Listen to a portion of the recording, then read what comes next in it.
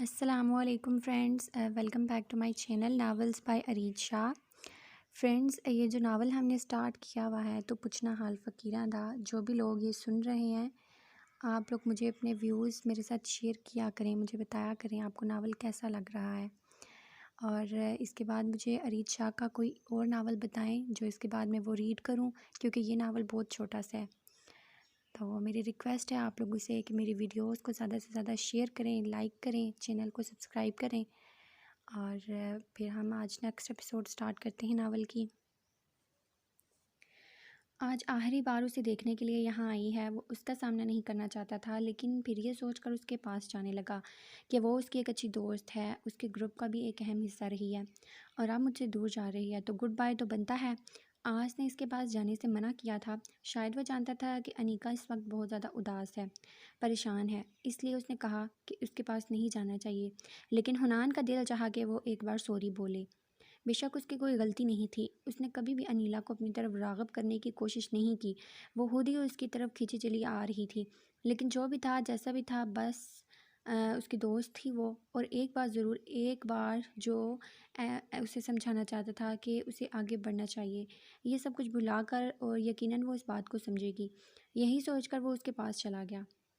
تم یہاں تک آئی، مجھے بہت اچھا لگا، تم جا رہی ہو یہ سن کو برا لگ رہا ہے، پڑھائی تو مکمل ہو چکی ہے، اور رزلٹ جب آئے گا فون کر کے میں بتا دوں گا، وہ شرارت سے بولا، جبکہ اس کی آنکھوں کی سرخی سے نظریں چرا گیا۔ اب کوئی فرق نہیں پڑتا میں پاس ہوں یا فیل، مجھے کسی چیز سے کوئی مطلب نہیں، جس سے مطلب تھا وہ تو کسی اور کا ہو گیا۔ وہ ٹوٹی ہوئی تھی، لیکن حنان اسے سناتا گیا۔ تم جانتے ہو محبت میں ناکامی کا درد کیا ہوتا ہے؟ شاید نہیں، اور شاید سمجھ میں نہیں پاؤ گے تم نے تو جسے چاہا اسے حاصل کر لیا، اور تمہارے علاوہ میں نے کبھی کسی کو نہیں چاہا تھا، اور تم ہی مجھ سے الگ ہو کے مجھ سے دور چلے گئے، میں چاہ کر بھی تم میں حاصل نہیں کر پائی۔ میں پوری یونیورسٹی میں سب سے کہتی تھی کہ تم میرے ہو، اور آج پوری دنیا کے سامنے تو کسی اور کے تم ہو گئے، اور میں یہ صرف دیکھتی رہ گئی۔ قسمت اسی کو ہوتی ہے، اسی کو کہتے ہیں۔ دیکھو نا، کل تک ساری دنیا کے سامنے میں دعوے کرتی تھی کہ میں تمہیں حاصل کر لوں گی، تمہیں پا لوں گی، اور آج تم کسی اور کے ہو گئے ہو۔ اس کے آنسو بری طرح سے بہہ رہے تھے، لیکن حنان اب بھی خاموش تھا۔ کاش تم میرے ہوتے ہوئے حنان، کاش تم میرے ہوتے، صرف میرے، لیکن اب اس طرح کہہ کر کسی اور کا نصیب نہیں چھینوں گی۔ حنان، اب میں جاننا چاہتی ہوں، مجھے روکنا مت، کیونکہ پھر میرا دل چاہے گا کہ تمہیں میری محبت کا احساس ہو، تمہیں پتہ چلے کہ میں اس وقت کس دوہرے پر کھڑی ہوں، تمہیں پتہ چلے کہ میں محبت میں ناکام ہو کر کون سا درد جھیل رہی ہوں۔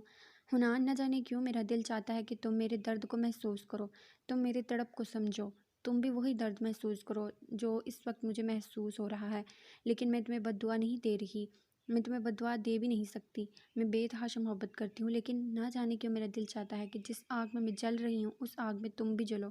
مجھے جانے دو، یہ نہ ہو کہ میرے دل سے کوئی بد دعا نکل جائے اور تم برباد ہو جاؤ۔ انیلا اپنے لبوں پر ہاتھ رکھتے ہوئے وہاں سے بھاگتے ہوئے باہر کی طرف جا چکی تھی۔ کیوں اللہ انسان کے دل میں ایسے شخص کے لیے محبت پیدا کر دیتا ہے جس سے وہ کبھی حاصل نہیں کر پاتا؟ کیا نیلا نے سچ میں اس سے محبت کی تھی؟ لیکن اگر یہ محبت تھی تو وہ کیوں پا نہیں سکی؟ کہتے ہیں محبت میں اگر لگن سچی ہو تو انسان ہر چیز حاصل کر لیتا ہے۔ حنان کی لگن سچی تھی، اسی لیے اس نے اپنی محبت کو پا لیا، تو کیا انیلا کی لگن سچی نہیں تھی کہ وہ اپنی محبت کو کھو چکی تھی؟ کیوں ہوا تھا یہ سب کچھ؟ انیلا کی باتیں کسی بد دعا کی طرح محسوس کر رہا تھا۔ اللہ نہ کرے کہ اس کی زندگی میں کبھی کوئی ایسا دن آئے گا کہ جب وہ عاشق کی جدائی کو محسوس کرے، عاشق کی جدائی کا درد سہے۔ چند دن میں وہ لڑکی اس کے دل سے روح میں اتر چکی تھی، وہ اس کے بغیر سانس لینے کے بارے میں نہیں سوچنا چاہتا تھا، لیکن انیلا کی باتوں نے اسے عجیب سا ڈر میں گرفتار کر لیا تھا۔ اب وہ عاشق سے دور نہیں رہنا چاہتا تھا، اور نہ ہی رہ سکتا تھا۔ اس نے جیب سے فون نکالا اور امی سے کہا کہ وہ عاشق کے پاس جا رہا ہے، اس کے بغیر رہنا اب اس کے لیے ممکن نہیں۔ اس نے پہلی بار اپنے جذبات کا اظہار کھل کر کیا تھا۔ امی نے مسکرا کر لے جانے کی اجازت دے دی۔ عاشق خوش قسمت لڑکی تھی جسے ایسا چاہنے والا شخص ملا تھا۔ جو شخص کسی کے سامنے اپنے جذبات کا اظہار نہیں کرتا، عاشق کے لیے اس کے جذبات بھی سامنے تھے، اس کا اظہار بھی سرعام تھا۔ کچھ ہی دنوں میں سوسائٹی میں الیکشن شروع ہونے والے تھے۔ ووٹنگ ہو رہی تھی کہ کون سوسائٹی کا اگلا مینیجر بنے گا۔ مدثر غیر قانونی ہتھ کنڈے استعمال کر رہا تھا۔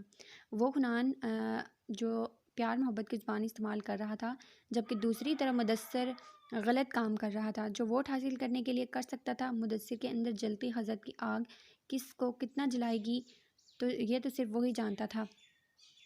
عاشی گہری نیند سو رہی تھی جب اسے اپنے اوپر وزن محسوس ہوا۔ اسے لگا شاید مریم آپی اس کے ساتھ سو رہی ہیں۔ وہ آہستہ سے اٹھنے لگی۔ جب اسے مریم کی جگہ حنان اپنے بالکل قریب نظر آیا تو وہ گھر پہ تھا، یہاں کیسے آیا؟ وہ تو یہاں نہیں آنے والا تھا اور اس کے ساتھ آنے سے بھی منع کر دیا تھا۔ اس نے کہا تھا کہ وہ کل اسے لینے آئے گا، تو اچانک یہاں کیسے آیا؟ اسے اپنے قریب دیکھ کر عاشی پریشان ہوئی تھی، جبکہ وہ اس کے سینے پر سر رکھے گہری نیند میں سو چکا تھا۔ اس نے اس کو جگانے کا سوچا کیونکہ وہ اس کی باہوں میں بری طرح قید تھی، لیکن اس کو جگا کر وہ پھر اپنے لیے دوبارہ مصیبت کو آواز نہیں دے سکتی تھی، اسی لیے بنا آواز کے اس کے ساتھ وہیں پر پڑی رہی۔ دل تو کر رہا تھا کہ سانس بھی نہ لے، کہیں وہ جاگ گیا تو عاشی کے تو سوچ کر ہی رونگٹے کھڑے ہو گئے تھے کہ وہ کل رات اس کی محبت میں پوری طرح سے ڈوبی ہوئی تھی اور کہاں آج وہ اس کی شدت سے بچنا چاہتی تھی۔ حنان کی بے پناہ محبت سے ڈرنے لگی تھی۔ اس کا جنون، اس کی حق جتاتا لہجہ اسے پریشان کر رہا تھا۔ اسے صبح والی حنان کی ضد یاد آئی کہ وہ اس کے منہ سے اپنے لیے اظہار محبت کرنا چاہتا ہے۔ وہ ولیمے کی تقریب میں بھی اسے تنگ کرتا رہا اور وہ بھی اس کی بے چینی پر بھرپور فائدہ اٹھا کر اس کو نخرے دکھاتی رہی۔ وہ جان چکا تھا کہ وہ اس سے محبت کرنے لگی ہے، لیکن اس کے باوجود بھی اس نے کھل کر اپنی محبت کا اظہار نہیں کیا، اور یہی چیز حنان کو غصہ دلا رہی تھی، اور اس معاملے میں وہ کچھ بھی کر نہیں پا رہا تھا۔ سارا دن اسے تنگ کرنے کے باوجود بھی جب اس نے اظہار محبت نہ کیا، اس معاملے میں وہ اس کے ساتھ کسی قسم کی کوئی زبردستی بھی نہیں کر پا رہا تھا، کیونکہ اس عاشی نے اس کی ضد کے سامنے انتہائی معصومیت سے کہا تھا کہ میں اظہار نہیں کروں گی، تو کیا آپ زبردستی کروائیں گے؟ اور تب سے حنان خاموش ہو گیا۔ وہ اس سے اپنی محبت کا اظہار چاہتا تھا، لیکن زبردستی نہیں۔ وہ چاہتا تھا کہ وہ دل سے اپنی محبت کا اظہار کرے، لیکن اس لڑکی نے تو اسے زمانی کی قسم کھا رکھی تھی۔ عاشی اس کے سارے دن بھر کی اس کی باتیں سوچتے ہوئے اس کا چہرہ دیکھ کر مسکرا رہی تھی۔ کیا تھا حنان دنیا کے سامنے سخت مغرور اکڑو قسم کا لڑکا، اور حقیقت میں ایک معصوم سا دل رکھنے والا ایک بہت ہی پیارا انسان جس پر صرف اور صرف عاشی کا حق تھا۔ وہ بہت غور سے اس کا چہرہ دیکھ رہی تھی جب اچانک اس کے لب کھلے، اگر اپنی شامت نہیں بلانا چاہتی تو سو جاؤ، ورنہ اگر میں موڈ میں آ گیا تو پھر پچھتاؤ گی۔ اس کے دیکھنے کے انداز میں شرارت واضح تھی، جبکہ اس کی رات بھر کے شدتوں کا سوچتے ہوئے اگلے ہی لمحے عاشی آنکھیں بند کر سونے کی بھرپور کوشش کرنے لگی، جبکہ وہ اسے مزید اپنی باہوں میں قید کر چکا تھا۔ عاشی کی آنکھ کھلی تو وہ رات کا منظر ایک بار پھر سے اس کے سامنے تھا۔ وہ بالکل ویسے ہی اس کے بالکل پاس اسے اپنی باہوں میں قید کیے نیند سو رہا تھا، لیکن اب بہت وقت ہو چکا تھا۔ وہ سارا وقت اسے دیکھنے میں ضائع نہیں کر سکتی تھی۔ اس کو باہر جانا تھا، نہ جانے اس کی ماں اور بہن اپنے جمائی راجا کے لیے کیا کیا تیار کر رہی ہوں گی۔ اس نے اس کے قریب سے کوشش کی جو ناکام ہو چکی تھی۔ آپ جاگ رہے ہیں، چھوڑیں مجھے، باہر جا کر آپی اور امی کی مدد کرنی ہے، وہ احتجاج کرتے ہوئے بولی۔ جا سکتی ہو تو چلی جاؤ، میں نہیں چھوڑوں گا، وہ شرارت سے کہتا اسے ایک بار پھر اپنے شکنجے میں ڈال چکا تھا۔ حنان پلیز مجھے جانے دیں، باہر آپی اور امی اکیلے کام کر رہی ہوں گی، مجھے ان کی مدد کرنی ہے، وہ انتہائی معصومیت سے بولی۔ پہلے آئی لو یو بولو پھر چلی جانا، حنان نے شرط رکھی۔ پھر وہی ضد، کیسے بولوں میں آپ سے جب کہ میں آپ سے پیار کرتی ہی نہیں، تو انتہائی شرارت سے اس کے اتنے قریب تھی کہ وہ اس کے سانسوں کی آواز، دل کی دھڑکن بھی بآسانی سن سکتی تھی۔ اظہار تو تمہیں کرنا ہوگا اور پیار بھی تم کرتی ہو، آج نہیں تو کل سے ہی، لیکن ایک نہ ایک دن تم پوری دنیا کے سامنے مجھ سے اپنی محبت کا اظہار کرو گی، تیار رہو اس دن کے لیے، کیونکہ جس دن تم نے اقرار کیا اسی دن میں کوئی رعایت نہیں دوں گا۔ وہ نرمی سے اس کے بالوں کو چومتا واش روم میں بند ہو گیا۔ حنان سکندر خان، میں بھی آپ کی بیگم ہوں، اتنی آسانی سے تو کہوں گی نہیں آپ سے اپنی دل کی بات، اگر آپ سے ایڑی چوٹی کا دم نہ لگوایا تو میرا نام بھی مسز حنان سکندر خان نہیں۔ وہ معصومیت سے خود ساختہ چیلنج کرتی اٹھ کر ڈریسنگ روم میں آئی تھی، اپنے کپڑے نکال کر سیدھے مریم کے کمرے میں چلی گئی، کیونکہ اگر حنان کے آنے کا انتظار کیا تو یقیناً وہ شرارتی انداز میں اسے تنگ کرنے لگے گا۔ پھر فی الحال اسے حنان کے پاس نہیں بلکہ اپنی ماں اور مریم آپی کی مدد کرنے کے لیے جانا تھا۔ کہاں کل تک وہ اسے شادی سے انکار کر رہی تھی، اور کہاں آج اسی کا بخشا ہوا یہ روپ سروپ لیے ہر طرف شرمائے جا رہی تھی۔ امی تو مریم اس کی خوب درگت بنا رہی تھی کہ تمہیں تو حنان بالکل پسند نہیں تھا، تو پھر اچانک اس کے نام پر اتنا شرمانا کہاں سے سیکھا، جبکہ اس معصوم کے پاس تو کوئی جواب بھی نہیں تھا، اور نہ وہ حنان کی قربتوں کا ذکر سب کے سامنے نہیں کر سکتی تھی۔ امی تو اس کی بلائیں لیتی نہ تھکتی، جبکہ مریم تو آتے جاتے اسے چھیڑتی۔ اب تو حنان کا نام ہی کافی تھا اس کی جان مشکل میں ڈالنے کے لیے۔ مریم اور حنان کی بہت اچھی دوستی ہو چکی تھی۔ مریم کی طرح وہ امی کے ساتھ جس طرح سے کھل کر بات کر رہا تھا، عاشق کو وہ ایسا کبھی بھی نہیں لگتا تھا کہ وہ اتنا فرینڈلی ہو سکتا ہے، جبکہ مریم کو بھی وہ بہت زیادہ پسند آیا تھا۔ وہ تو ابھی سے ہی اپنا بھائی کہنے لگی تھی، اور پھر امی کا بھی سارا دن اس کی خاطرداری کرنا، اسی کی طرف دھیان دینا۔ عاشق کو تو جلن ہونے لگی تھی کہ شادی اس کی بھی ہوئی ہے، بیٹی وہ ان کی ہے، اور گھر میں ان کے داماد کو ساری یہ چیزیں مل رہی ہیں۔ یہ کیا بات ہوئی؟ کل رات حنان نے اسے بتایا تھا کہ وہ اسے ہنی مون پر مری لے کے جا رہا ہے 1 ہفتے کے لیے، اور وہ 1 ہفتے کے لیے اپنے گھر والے سے دور رہنے والے تھے، اور یہاں سب اس سے زیادہ حنان کو اہمیت دے رہے تھے، جس کی وجہ سے کہیں نہ کہیں جلن ہو رہی تھی۔ گھر میں سب سے چھوٹی ہونے کی وجہ سے اسے ہمیشہ سے بہت اہمیت ملتی آئی تھی، اور اب اچانک حنان ان دونوں کا لاڈلا بنتا جا رہا تھا، تو جلن تو بنتی تھی۔ سارا دن ان دونوں نے ساتھ گزار کر وہ شام کو اسے اپنے ساتھ یہاں لے کر آیا تھا، لیکن یہاں ایک الگ منظر تھا۔ جہاں حنان ہمیشہ سے اپنے ماں باپ کا لاڈلا تھا، وہاں اب عاشی آ چکی تھی، جیسے عاشی ان کی بیٹی اور حنان ان کا داماد ہو۔ لیکن حنان اس سب سے بہت خوش ہو رہا تھا، کیونکہ وہ پہلے چاہتا تھا کہ اس کی بیوی کو بھی گھر اپنے جتنی اہمیت ملے، لیکن یہاں تھوڑا زیادہ ہو گیا تھا، کیونکہ آج رات کے 11 بجے بھی ان دونوں کے کمرے میں بیٹھے نہ جانے کیا کر رہی تھی، جبکہ حنان اس کا انتظار کرتے کرتے ایک بار نیند کی جھونکی میں ہو چکا تھا۔ وہ رات 8 بجے کے قریب کمرے میں آیا تو اسے نیند آ رہی تھی، اور لیٹے لیٹے اس کے انتظار میں ہی اس کی آنکھ لگ گئی، لیکن اپنے قریب اسے نہ پا کر جلدی ہی اس کی آنکھ کھل گئی۔ جب سو کر اٹھا تو اس رات کے 10:30 بج رہے تھے، اور ابھی تک عاشی کا کوئی اتا پتہ نہیں تھا۔ وہ مجبور ہو کر اٹھا اور اپنے ماں باپ کے کمرے میں آیا۔ وہ خود پر کمبل ڈالے ہوئے امی کے ساتھ بیڈ پر بیٹھی نہ جانے کون سے قصے کہانیاں سنانے میں مصروف تھی۔ بابا بہت غور سے صوفے پر بیٹھے اس کی باتیں سن رہے تھے، جبکہ امی تو ساتھ ساتھ مونگ پھلی کے دانے چھیل کر اس کے منہ میں ڈال رہی تھی۔ یہاں پر کیا ہو رہا ہے عاشی؟ تم نے سونا نہیں ہے کیا؟ اتنا وقت ہو چکا ہے، چلو کمرے میں چل کے سو جاؤ، اور اب بابا امی کو بھی آرام کرنے دو۔ اس کے قریب آ کر بولا، جس پر امی اور بابا دونوں کا موڈ آف ہو گیا۔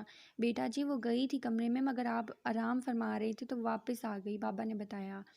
بابا میں اس کا انتظار کر رہا تھا، اور انتظار کرتے کرتے میری آنکھ لگ گئی، مجھے پتہ نہیں چلا، مجھے نہیں پتا تھا یہ اب تک یہاں بیٹھی آپ دونوں کا سر کھا رہی ہوگی۔ چلو عاشی بہت ٹائم ہو گیا ہے۔ وہ اسے دیکھتے ہوئے ایک بار پھر سے اٹھنے لگی۔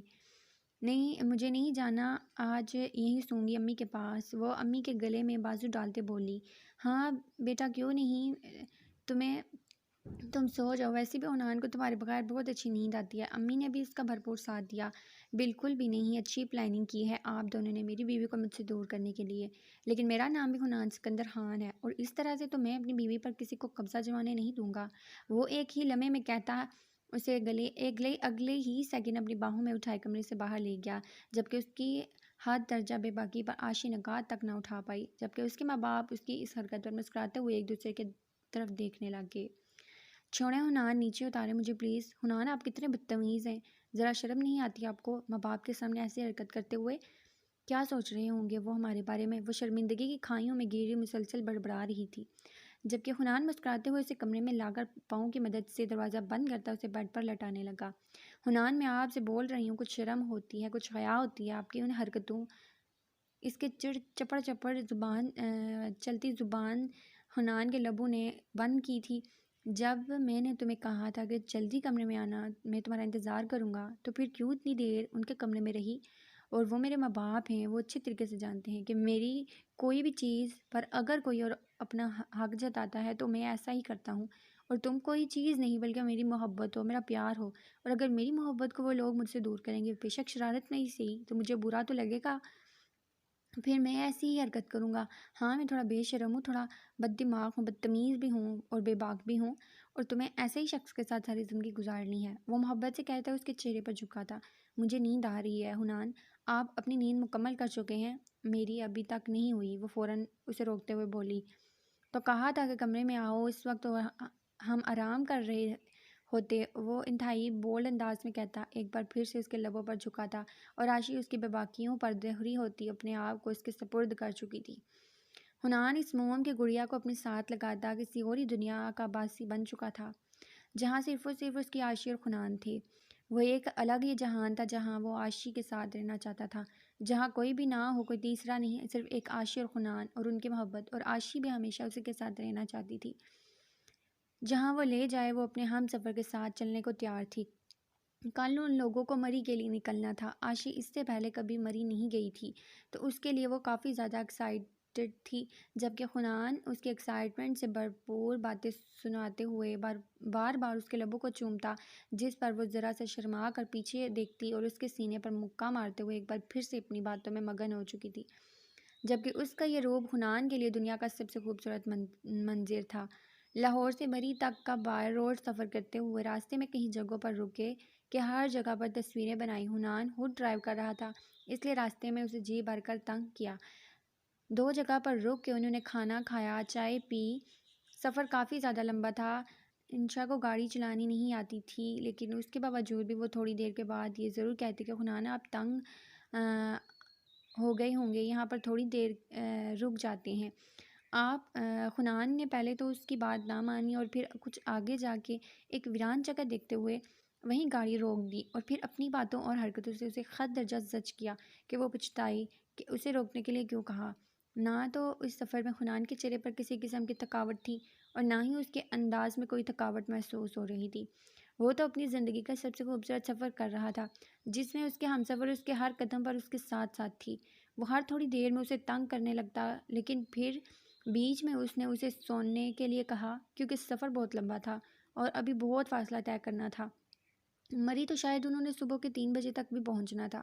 اس کے کہنے پر وہ تھوڑی دیر کے لیے آرام کرنے لگی، لیکن بس یہی سوچ حاوی تھی کہ حنان اتنی زیادہ ڈرائیو کرنے کے بعد کتنی بری طرح سے تھک چکا ہوگا۔ کاش اسے گاڑی چلانی آتی، یقیناً وہ اس کی ہیلپ کرتی۔ جس طرح کی لڑکیوں کے ساتھ حنان کا اٹھنا بیٹھنا تھا، وہ اتنی ماڈرن اور نئے زمانے کی تھی کہ انہیں تو ہر کام آتا تھا، خاص کر انیلا تو ان سب کاموں میں بہت تیز تھی۔ نہ صرف چال ڈھال میں وہ بہت بولڈ تھی، بلکہ گاڑیاں، بائیکس، سب اس کے لیے بائیں ہاتھ کا کھیل تھا۔ اگر آج وہ حنان کے ساتھ ہوتی تو یقیناً آدھا راستہ وہ خود ڈرائیو کر کے طے کرتی۔ اس نے گاڑی کی سیٹ کے ساتھ ٹیک لگاتے ہوئے سوچا کہ بلا وہ اس کے شوہر کے ساتھ کیوں ہوتی۔ اسے اچانک ہی نئی سوچ نے گھیرا اور اپنی پچھلی سوچ پر لعنت بھیجتے ہوئے اس نے حنان کے کندھے پر اپنا سر رکھا۔ حنان نے مسکرا کر اس کے معصوم چہرے کو دیکھا تھا، نہ جانے اندر ہی اندر کیا سوچ رہی تھی، لیکن کافی دیر اس کا چہرہ دیکھ کر اس کے سوچوں کی گہرائی تک پہنچ چکا تھا۔ تمہارے علاوہ یہاں اور کوئی نہیں ہو سکتی، اور اسے دیکھتے ہوئے محبت سے بولا تو ایک جھٹکے سے وہ اٹھ کر اس کے چہرے کو دیکھنے لگی۔ حنان آپ کو کیسے پتا کہ میں کیا سوچ رہی ہوں؟ کیا میں اونچی آواز میں بول رہی تھی؟ وہ اسے گھور کر پوچھنے لگی، اور اسے ایسا ہی لگا تھا کہ وہ اپنی سوچوں میں شاید اونچی آواز میں بڑبڑا رہی ہے۔ تبھی تو حنان کو پتہ چلا کیا وہ سوچ رہی ہے۔ بیگم، میں ایک فیوچر ماہر نفسیات ہوں، اور میں پچھلے 2 سال سے یونیورسٹی میں جک نہیں مار رہا تھا۔ میں نے اس چیز کی تعلیم لی ہے۔ وہ اس کا چہرہ دیکھ کر مسکراتے ہوئے بولا، جبکہ وہ اپنی جلد بازی پر شرمندہ ہو گئی۔ آپ کو پتہ ہے کہ میں کیا سوچ رہی تھی؟ وہ تھوڑی دیر کے بعد شرمندگی کی گہرائیوں سے نکل کر وہ پھر سے پوچھنے لگی اس سے، جس پر اس نے ہاں میں ساری لایا، مطلب کہ آپ کو پتہ ہے میں کیا سوچ رہی تھی؟ میں بتاؤں ذرا میرے دماغ میں کیا چل رہا ہے، کس چیز کے بارے میں سوچ رہی تھی؟ وہ اسے دیکھ کر پوچھنے لگی، جس پر وہ ایک بار پھر سے مسکرایا۔ تم سوچ رہی تھی کہ یہاں میرے ساتھ کوئی اور لڑکی بھی ہو سکتی تھی، اور میں یہ بھی بتا دوں کہ یہ چیز مجھے تمہارا چہرہ پڑھ کر نہیں بلکہ تمہارے چہرے پر جلن کے تاثرات دے کر پتہ چل رہا ہے۔ تمہیں بہت جلد ڈرائیو سکھاؤں گا، پلیز اس چیز کے لیے احساس کمتری کے شکار ہرگز مت بنو۔ حنان سکندر خان سر سے لے کر پیر تک صرف اور صرف انشا خان سکندر خان کا ہے، اور کسی کا ہو بھی نہیں سکتا۔ جس طرح سے انشا خان سکندر خان پر صرف اور صرف حنان سکندر خان کا حق ہے، اسی طرح سے حنان سکندر خان پر صرف اور صرف انشا خان سکندر خان کا حق ہے۔ اسی لیے اپنے دل و دماغ میں کبھی کسی دوسری لڑکے کا خیال بھی مت لانا۔ وہ اسے دیکھتے ہوئے مسکرا کر اس کی تھوڑی کو چھو کر بولا، اور اگر میں مر گئی تو؟ وہ مذاق میں بولی، جبکہ اس کے اچانک سوال پر حنان نے گاڑی کو بریک لگائی۔ اس فضول ترین سوال کا مطلب؟ وہ غصے کی حدوں کو چھوتے ہوئے بولا۔ اچانک ہی آنکھیں سرخ ہو چکی تھی، اس کے چہرے کے تاثرات پر بے حد سریر تھے۔ ہاں ہاں حنان، کیا ہو گیا ہے آپ کو اچانک؟ آپ تو سیریس ہو گئے۔ میں صرف مذاق کر رہی ہوں، دیکھیں اپنی حالت، کیسے پسینہ آ رہا ہے آپ کو۔ ایسے گاڑی روکیے، اگر کوئی ایکسیڈنٹ ہو جاتا تو۔ وہ ہنستے ہوئے بولی تھی، جبکہ حنان ابھی تک غصے میں اسے گھور رہا تھا، اور پھر نہ جانے اسے کیا ہوا کہ اگلے ہی لمحے وہ اسے کھینچ کر اپنی باہوں میں قید کر چکا تھا۔ ایک پل کے لیے تو انشا بوکھلا گئی۔ آشی پلیز ایسا مذاق دوبارہ مت کرنا، پلیز ڈونٹ۔ دیکھو میرا دل کیسے دھڑک رہا ہے، وہ اسے خود سے الگ کرتے ہوئے بولا، اس کا ہاتھ اپنے سینے پر رکھا جو پوری شدت سے دھڑک رہا تھا۔ آشی، مجھے لگ رہا ہے کہ اگر تم نہ رہی تو مجھے دوسری سانس نہیں آئے گی، میں مر جاؤں گا، میں بے موت مر جاؤں گا، پلیز ایسا مذاق دوبارہ مت کرنا۔ وہ اسے دیکھتے ہوئے سیریس انداز میں بولا، جبکہ اس کی اس حالت کو دیکھ کر وہ پریشان ہو چکی تھی۔ لیکن اسے ہوا کیا تھا؟ آشی نے پریشانی سے اسے دیکھا تھا۔ حنان، کیا ہوا ہے آپ کو؟ میں صرف مذاق کر رہی تھی، صرف مذاق ہی، کہیں نہیں جا رہی میں آپ کو چھوڑ کر۔ وہ اس کے سینے پر سر رکھے اس کے دھڑکتے ہوئے دل کی آوازیں سن رہی تھی، پھر اس سے الگ ہو کر شرمندہ سی ہو کر اسے دیکھنے لگی۔ آئی ایم سوری، میں تو صرف مذاق میں کر رہی تھی، مجھے نہیں پتہ تھا آپ ہرٹ ہوں گے، مجھے معاف کر دیں۔ وہ اس کے سامنے ہار مان چکی تھی، اس کی آنکھوں سے مسلسل آنسو بہنے لگے، جبکہ حنان شکوہ کن نظروں سے اسے دیکھ رہا تھا، جیسے کوئی بہت بڑا گناہ کر دیا، اور کوئی گناہ سے کبھی تو نہیں تھا۔ اس کے مذاق پر حنان کی جان لبوں تک آ گئی تھی۔ اظہار تو کرتی نہیں ہو، بس بکواس ہی کرتی رہتی ہو، فضول باتیں کرتی ہو، اسی لیے تو اچھی نہیں لگتی تم مجھے۔ وہ گاڑی کی سیٹ کے ساتھ ٹیک لگاتے بولا۔ اچھا، میں اچھی نہیں لگتی تو کیا وہ اچھی لگتی ہے جو آپ کے ساتھ سارا دن چپکی رہتی تھی؟ اسے اچانک دوبارہ انیلا یاد آ گئی۔ اس نے تو ولیمے میں بھی انیلا کو دیکھا تھا، اب اس سب میں وہ کہاں سے آ گئی؟ اس نے انیلا کا نام نہیں لیا تھا، لیکن پھر بھی وہ سمجھ چکا تھا کہ وہ اسی کی بات کر رہی۔ ابھی آپ نے تو کہا کہ میں آپ کو اچھی نہیں لگ رہی، تو پھر کوئی تو اچھا لگتا ہوگا۔ وہ معصومیت سے آنکھیں ٹمٹما کر بولی۔ بس دل جلانے والی باتیں کیا کرو، دل دھڑکتا ہے میرا تو تمہیں آتا ہی نہیں کوئی احساس میرا۔ وہ افسوس سے سر ہلا گیا، جبکہ اس کی اس طرح سے کہنے پر وہ مسکرائے بنا نہ رہ سکی۔ حنان، وہ جذبات سے بھرپور انداز میں اسے پکار گئی تو اسے دیکھ کر رہ گیا وہ۔ اسے اچانک شاید رومانٹک دورہ پڑا تھا۔ حنان کو تو ایسا ہی لگا تھا کہ شاید اس کی باتیں اثر کھو گئی، جبکہ اس کا یہ انداز حنان کو مسکرانے پر مجبور کر گیا۔ ہاں بولو، وہ اسے دیکھتے ہوئے بولا، جبکہ اس کے اس طرح سے کہنے پر وہ اس کے مزید قریب آئی، پھر اس سے اگلی کارستانی کو سوچ کر ہنسا۔ اس کے قریب آنے پر حنان اس کے مزید قریب آیا، جبکہ اس کی اگلی بات پر حنان کا موڈ بری طرح آف ہوا تھا۔ ہم نے ساری رات یہیں پر گزارنی ہے، وہ محبت سے بھرپور انداز میں اسے دیکھتے ہوئے بولی، اور پھر اس سے دور ہٹ کر قہقہ لگا کر ہنسی۔ یہ بات تو وہی دور بیٹھ کر بھی کہہ سکتی تھی، پاس آ کر میرے جذبات جگانے کی کیا ضرورت تھی؟ اب بھگتو، وہ اس پر جھکتے ہوئے بولا، جبکہ اپنی شامت دیکھ کر وہ بری طرح مچلی تھی، لیکن اب وہ تو ٹھنڈ میں گاڑی سے باہر نہیں نکل سکتی تھی، اس لیے حنان کا ستم اپنے لبوں پر برداشت کر گئی، جبکہ وہ اس کے لبوں پر بھرپور لمس چھوڑ کر سکون پیچھے ڈرائیو سیٹ پر آیا تھا۔ سکون سے؟ آپ انتہائی بے شرم اور برے انسان ہیں، وہ اسے غصے سے گھورتے ہوئے منمنائی تھی۔ اگر اونچی آواز میں بولتی تو یقیناً شامت دوبارہ آ جاتی۔ وہ اسے روٹتے ہوئے گاڑی کی سیٹ سے ٹیک لگائے سونے کا ڈرامہ کرنے لگی، اور کب یہ ڈرامہ حقیقت میں بدل گیا اسے خود بھی پتہ نہ چلا۔ آنکھ کھلی تو اپنے آپ کو بیڈ پر پایا، بلینکٹ کو خوب اچھی طرح سے اس کے اوپر ڈالا گیا، اسے کور کیا گیا تھا، اور ساتھ ہی حنان گہری نیند سو رہا تھا۔ اس نے مسکرا کر گھڑی کی طرف دیکھا جہاں نماز کا وقت ہو چلا تھا، اور جلدی سے اٹھ کر واش روم کی طرف آئی وضو کر کے نماز ادا کر سکے۔ جب سے اس شیطان سے پالا پڑا تھا وہ اللہ کے حضور ایک بار بھی اپنی زندگی کی خوبصورتی کا شکریہ ادا نہیں کر پائی۔ موقع ملا تھا تو فوراً اٹھ کر آئی، لیکن وضو کر کے باہر آئی تو احساس ہوا کہ اکیلے کیوں، وہ بھی تو اس کے ساتھ نماز ادا کرے، آخر اس کو بھی تو اللہ کا تھینک یو کرنا چاہیے تھا، آخر کار اسے بھی تو اللہ نے اتنی خوبصورت اتنی پیاری بیوی دی، تھینک یو تو اس کا بھی بنتا ہے۔ وہ سوچتے ہوئے اس کے پاس ہے اور زبردستی اسے جگانے لگی۔ حنان اٹھے، نماز پڑھتے ہیں، کتنا وقت ہو چکا ہے؟ وہ اسے زبردستی جگا رہی تھی، جبکہ اب وہ آنکھیں کھولے اسے حیرت سے دیکھ رہا تھا، جیسے وہ کوئی ناممکن سے بات کر رہی ہو۔ کیا کر رہی ہو جان؟ تم نے کبھی مجھے نماز ادا کرتے ہوئے دیکھا ہے؟ وہ مسکرا کر پوچھنے لگا۔ نہیں دیکھا، اس لیے کہہ رہی ہوں جناب، اٹھیں، اللہ کو تھینک یو بولیں، اللہ نے آپ کو اتنی پیاری بیوی دی ہے، وہ شرارت سے کہتے بولی، جبکہ اس کی بات پر وہ مسکرائے بنا نہ رہ سکا۔ یار مسئلہ یہ ہے کہ مجھے نماز تو آتی ہے اور پڑھ بھی لیتا ہوں کبھی کبھی، لیکن مجھے دعا مانگنی نہیں آتی، وہ پریشانی سے کہنے لگا۔ کچھ شرمندہ بھی لگ رہا تھا۔ حنان کی اس بات پر عاشی تو خیرت کا جھٹکا لگا تھا، مطلب اسے اپنے ہی اللہ کے سامنے دعا مانگنا نہیں آتا تھا۔ اف حنان، آپ کو آتا کیا ہے؟ مطلب دعا مانگنا نہیں آتا؟ آئیے میں آپ کو سکھاتی ہوں۔ صرف فضول کام ہی کیا کریں آپ، آتا کیا ہے جناب کو؟ بس لڑائی جھگڑے کرنے یا پھر فضول حرکتیں کرنا؟ وہ اسے واش روم لے گئی۔ وضو کرنا تو آتا ہے یا وہ بھی سکھاؤں اب؟ وہ اسے گھور کر پوچھنے لگی، جس پر وہ ہاں میں سر ہلا گیا۔ چلو کچھ تو آتا ہے، جلدی کریں، میں ویٹ کر رہی ہوں باہر۔ وہ کہہ کر جا نماز بچھانے لگی، جبکہ وہ ہاں میں سر ہلاتا اندر گھس گیا۔ وہ پورے 5 منٹ کے بعد وضو کر کے باہر آیا تو وہ سچ میں ابھی تک جائے نماز پر کھڑی اس کا انتظار کر رہی تھی۔ وہ اس کے ساتھ آیا اور دوسری جائے نماز پر کھڑا ہوا تھا۔ بے فکر ہو، مجھے نماز آتی ہے، دعا کا جب وقت آئے گا تب پوچھ لوں گا۔ وہ اسے اس طرح سے انتظار میں دیکھ کر کہنے لگا تو وہ بھی ہاں میں سر ہلا کر اپنی نماز ادا کرنے لگی۔ اس نے بالکل ٹھیک طریقے سے پوری نماز ادا کی اور اب اس سے پہلے نماز ختم کر کے اسے دیکھنے لگا۔ نہ جانے کیوں اس کی نماز اتنی لمبی ہو چکی تھی، شاید شکرانے کے نفل ساتھ شامل تھے۔ نماز ختم کر کے اس کی طرف دیکھنے لگی جو کافی دیر سے اس کا انتظار کر رہا تھا۔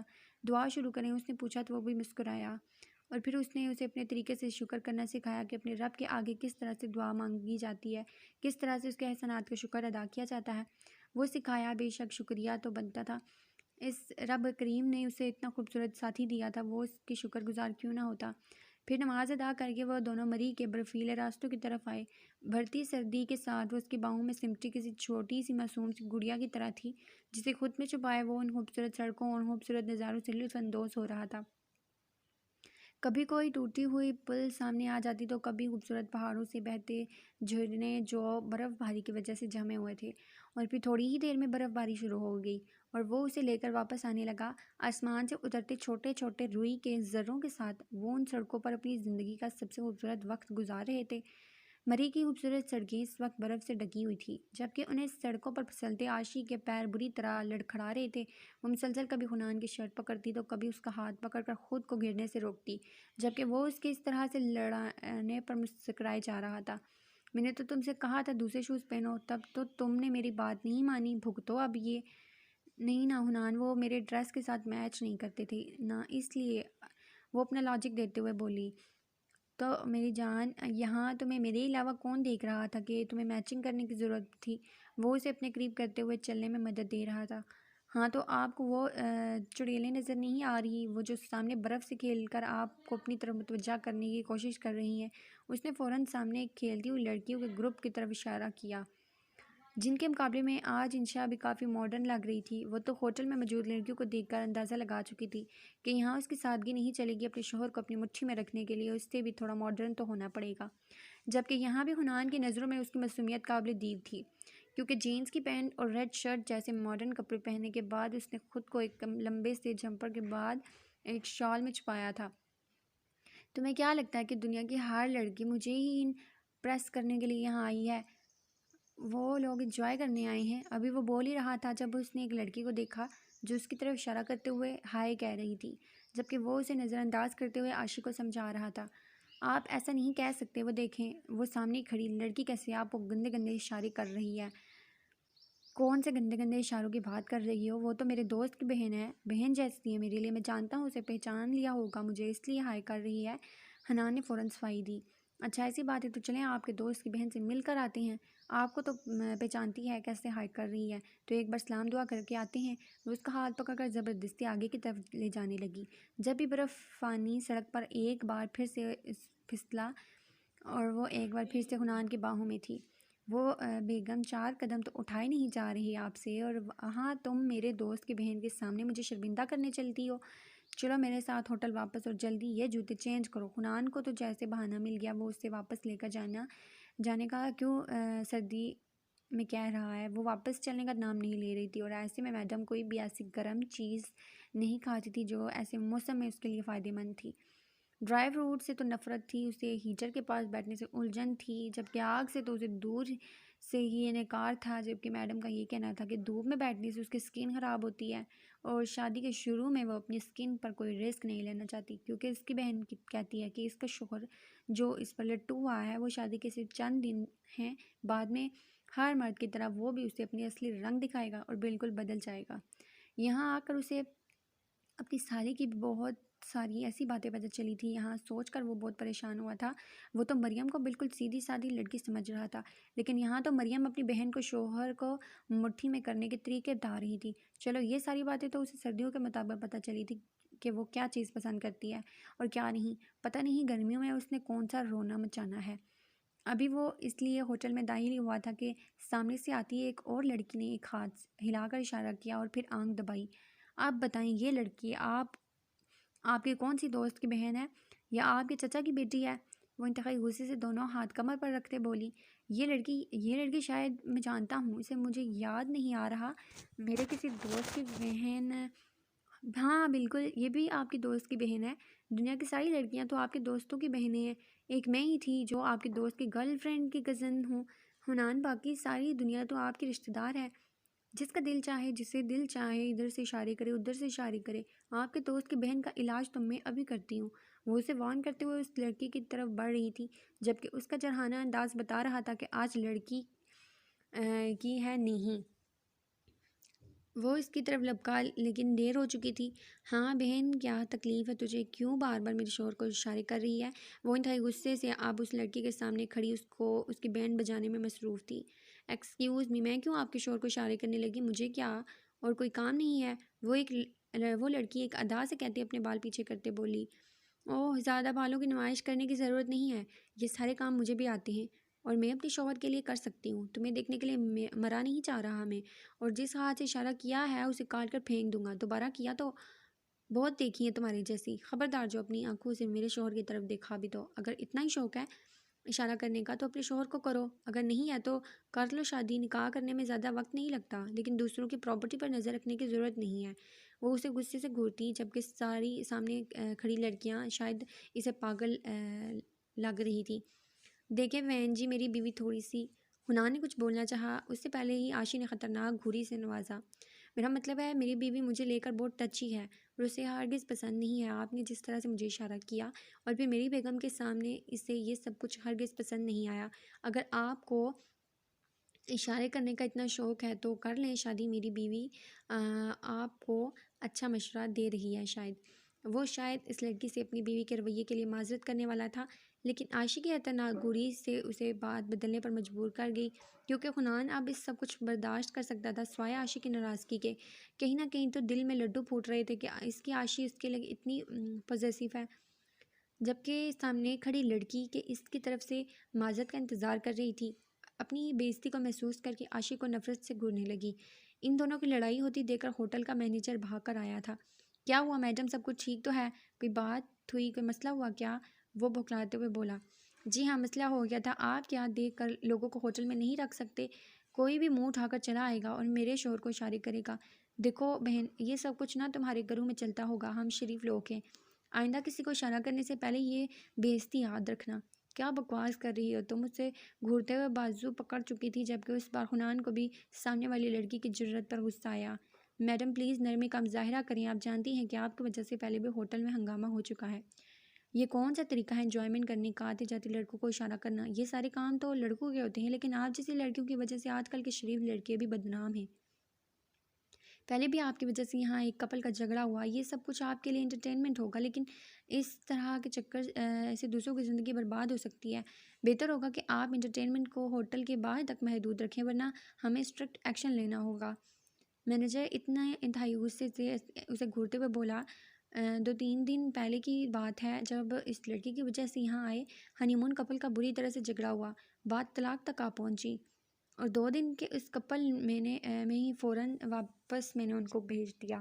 پچھلے سال بھی یہ لڑکی اور اس کے گینگ کی کچھ لڑکیاں یہی سب کچھ کر کے انٹرٹینمنٹ محسوس کرتی رہیں، یہ جانے بغیر کہ ان کی ان حرکتوں کی وجہ سے کسی کا بھی گھر برباد ہو سکتا ہے۔ السلام علیکم۔